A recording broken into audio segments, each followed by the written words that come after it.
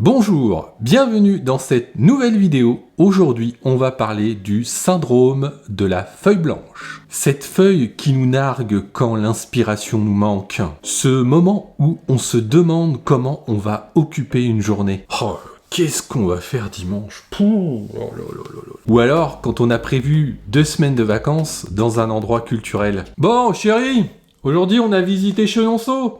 Et demain, on fait quoi? Eh bien, si vous êtes devant cette maudite feuille blanche pour préparer une journée de vacances, ayez ce réflexe, les plus beaux villages de France. Et voici comment j'ai rempli ma feuille blanche lors d'une journée de vacances au parc naturel régional Loire-Anjou-Touraine. Direction, le site des plus beaux villages de France. J'ai repéré non pas un, mais 2 plus beaux villages de France. Il s'agit de Montsoreau et Cande-Saint-Martin. Ils sont limitrophes mais n'appartiennent pas au même département.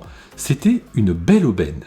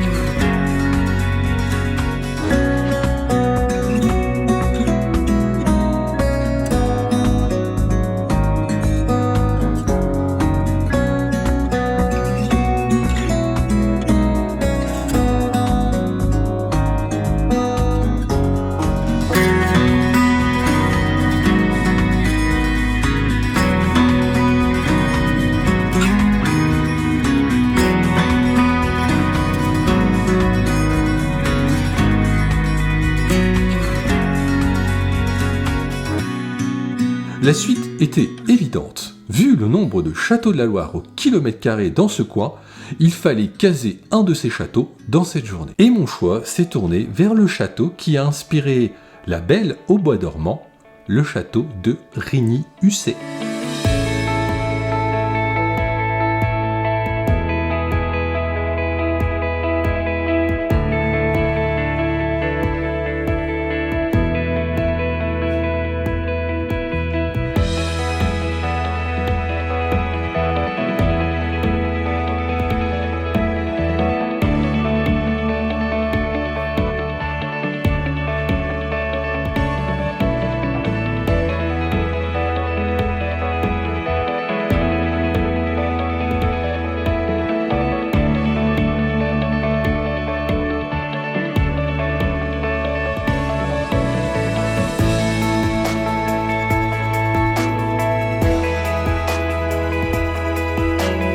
Enfin, pour terminer cette journée, il me fallait un autre endroit. Et c'est là que l'improvisation ou la découverte sur place peut s'intégrer sur un planning que vous avez préparé des semaines à l'avance. Sur place, j'ai découvert un site historique que je ne connaissais pas, l'abbaye de Fontevraud, un endroit magnifique classé au patrimoine mondial de l'UNESCO.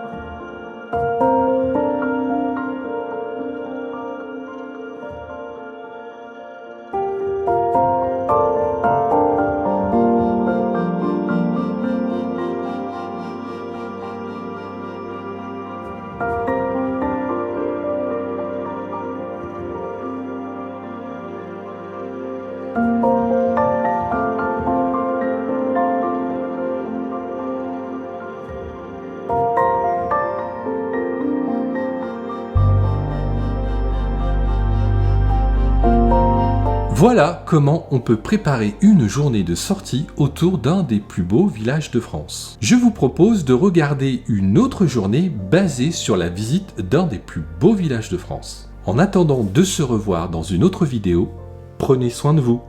Bye.